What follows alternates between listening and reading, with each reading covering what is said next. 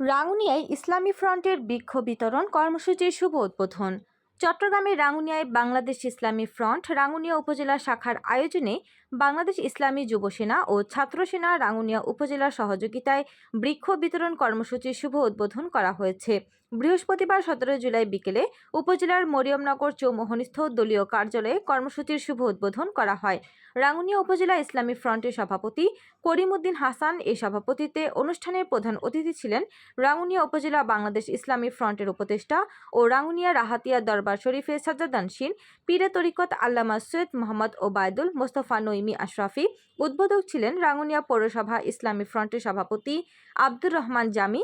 বিশেষ অতিথি ছিলেন রাঙ্গুনিয়া উপজেলা ইসলামী ফ্রন্টের সহসভাপতি করিমউদ্দিন হাসান, রাঙ্গুনিয়া প্রবাসী কল্যাণ পরিষদ ওমানের চেয়ারম্যান আলহাজ খলিলুর রহমান, মহাসচিব ইমরান হোসেন পিয়ারু।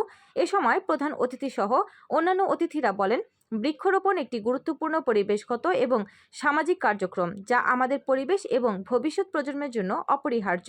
বৃক্ষরোপণ শুধু গাছ লাগানোর মধ্যে সীমাবদ্ধ নয়, এটি পরিবেশের ভারসাম্য রক্ষা, কার্বন ডাই অক্সাইড শোষণ, অক্সিজেন সরবরাহ এবং জীববৈচিত্র্য সংরক্ষণে গুরুত্বপূর্ণ ভূমিকা পালন করে।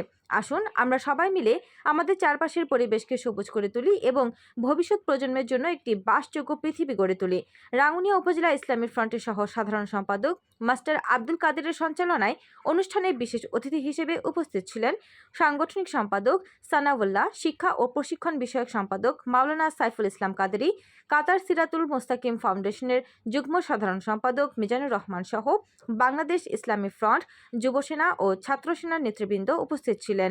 আলোচনা সভা শেষে রাঙ্গুনিয়া উপজেলা ও পৌরসভার বিভিন্ন ইউনিয়নের নেতৃবৃন্দের মাঝে চারা বিতরণ করা হয়। Hey, what's up?